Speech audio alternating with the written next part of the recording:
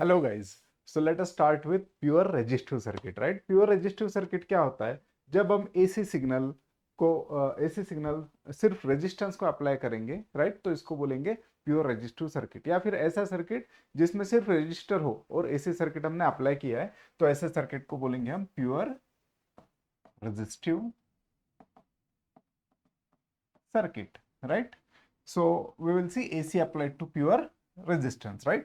Now AC signal apply कर रहे हैं, AC signal apply कर रहे हैं means what? We are applying V, right? तो अभी ध्यान में रखिए, हमेशा AC जो वोल्टेज है, AC जो करंट है, इसको स्मॉल v और स्मॉल i से डिनोट करूंगा, राइट? अभी देखिए AC में हमने क्या देखा था? RMS voltage. So RMS voltage हम कैपिटल V से डिनोट करेंगे और फिर पीक वोल्टेज को Vm से डिनोट करेंगे। यहां पर देखिए, इसका अगर पीक करंट चाहिए तो Im, इसका अगर RMS करंट चाहिए, RMS करंट चाहिए तो इसको हम बोलेंगे I, capital I, right? Okay, so now what happens, मैंने V दिया। अब V मतलब क्या? वोल्टेज। वोल्टेज का फॉर्मूला हमें पता है। What is V? How I can represent V? V is equal to capital Vm sine of omega T, right. अभी देखिए, एसी वोल्टेज दिया है तो सर्किट में क्या फ्लो होगा? करंट फ्लो होगा। तो कौन सा करंट फ्लो होने वाला है? सो सर्किट में भी एसी करंट ही फ्लो होने वाला है, राइट। नाउ अगर ये करंट फ्लो हो रहा है तो देखिए, अभी वोल्टेज सोर्स एक ही है, रेजिस्टेंस एक है, तो पूरा का पूरा वोल्टेज जो है यहाँ पर ड्रॉप हो रहा है, राइट।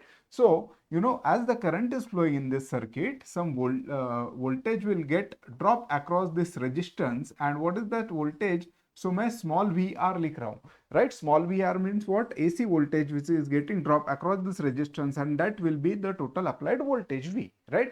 Okay, अभी देखिए यहाँ पर ओम्स लॉ फॉलो होगा, क्या होगा, right? So V, small v is equal to small I, v is equal to I into R. R मतलब क्या? हमारा रेजिस्टेंस आर। ओके, अभी देखिए यहां पर देखिए, so V R is nothing but your V is nothing but I into R, right. तो I निकाल सकते हैं हम लोग। यस, आई कैसे निकालेंगे? So I will be V M, right. See, यहां पर मैं क्या कर रहा हूं? What is small V? Small V is nothing but V M sine of omega T, right, divided by are.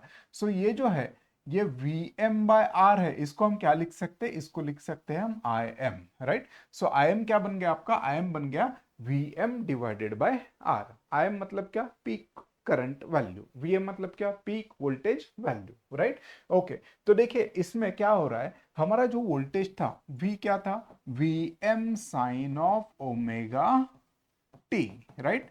Okay, I क्या है? I is nothing but I M sine of omega T.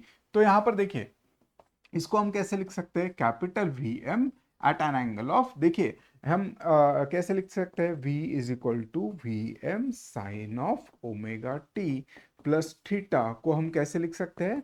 Polar form में V M at an angle of theta, right. तो यहां पर omega T के बाद में कुछ है नहीं, तो यहां पर V M at an angle of 0 degrees लिख देंगे, राइट। सिमिलरली आई को लिखना है मुझे पोलर फॉर्म में, कैसे लिखेंगे? I M at an angle of theta के बाद कुछ नहीं है तो 0 डिग्रीज लिख दूंगा मैं, राइट। समझ में आ रहा है? ओके, अभी देखिए, सो कंपेयरिंग दिस इक्वेशंस अगर हम देखेंगे v और i, तो इसमें क्या है? vm है, im है, साइन है, ओमेगा टी है, राइट। इसमें फेज है ही नहीं दोनों में। मतलब क्या? अगर अगर मैं ट्राई करूंगा, राइट, फेजर डायग्राम पे जा रहा हूं मैं, राइट, ध्यान से सुनिए, बिल्कुल कंसंट्रेशन से सुनिए, राइट। बहुत ही ज्यादा इजी है ये, अगर समझ में आया तो, राइट, और आपको 100% समझ में आएगा। अभी देखिए, ये सर्किट कौन सा है? सीरीज सर्किट है। सो let us say that same current is flowing, right. तो देखिए, हमेशा in series circuit I will take current as my reference, right. So मैं फेजर डायग्राम में हमेशा पीक वैल्यू निकालूंगा, राइट। अगर कैपिटल आई एम लिख रहा हूं, इसका मतलब फेजर डायग्राम किसकी निकाल रहा हूं मैं? पीक करंट्स और पीक वोल्टेजेस की। अगर यहां पर मैंने सिर्फ आई एम निकाला, तो इसका मतलब क्या? I am using RMS voltage in the for representation off peak, for representation of phasor diagram, right. तो आई एम यहां पर है, आई एम यहां पर है। ओके, अभी देखिए, नाउ यू नो ये जो एक्स एक्सिस है आपका, राइट, एक्स एक्सिस है, इसके ऊपर मुझे रेफरेंस में आई एम लेने वाला हूँ, राइट। सो आई एम अगर प्लॉट करने वाला हूं मैं, तो कहां पर आएगा वो? 0 डिग्रीज मतलब एक्स एक्सिस, 90 डिग्रीज मतलब वाई एक्सिस, राइट। तो देखिए, आई एम का एंगल कितना आ रहा है? I M at an angle of 0 degree. और वोल्टेज क्या आ रहा है? वोल्टेज कैसे लिखा था? V M at an angle of 0 degree, right. So let me represent voltage by yellow colour. तो वोल्टेज कहां पर आएगा, वोल्टेज वीएम आएगा और उसका एंगल भी कैसा रहेगा, जीरो ही रहेगा। I M at an angle of zero, VM at an angle of zero. तो वोल्टेज मैं यहां पर ऐसे लिख सकता हूं, right, voltage V M, right. So in this circuit voltage and current are having no phase difference. मतलब क्या, V and I are always in phase, voltage and current are always in phase, right? So अब देखिए यहाँ पर अगर मुझे RMS value निकालना है तो Vm by root 2 Im by root 2 कर दीजिए, right? So Vm by root 2 is V, right? And Im by root 2 is I। मतलब क्या, RMS में भी मैं यही फॉर्मूला अप्लाई कर सकता हूँ, right? Okay? मतलब ओम्स लॉ यहाँ पर फॉलो हो रहा है, okay? तो अभी देखिए इसमें हमने कंक्लूजन क्या देखा, voltage and current are always in phase, right. Peak value Im is Vm by R, right.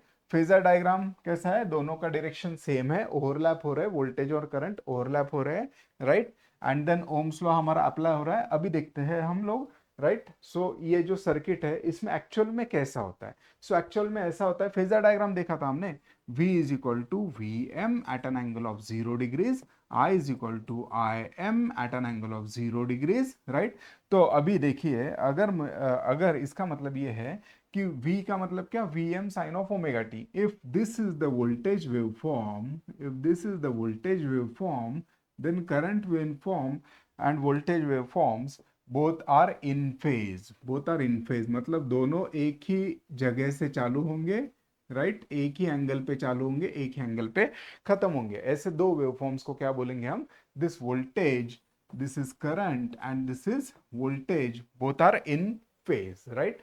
Okay, इसमें जो करंट फ्लो होने वाला है उसको हमने आई बोला है, राइट। और ध्यान में रखिए, अगर ये आपका करंट है, अगर ये आपका करंट है तो वोल्टेज यहाँ पर आएगा, राइट। पीक वैल्यू में हमेशा यूज करने वाला हूँ, राइट। सो ध्यान में रखिए, ये बिल्कुल सिंपल सिंपल चीजें हैं जो आपको ध्यान में रखनी है, राइट। इसके बाद में हम इसके और डेप्थ में जाएंगे, but these basics are very very important, right? So let us see next topic, that is pure inductive circuit. Okay, thank you.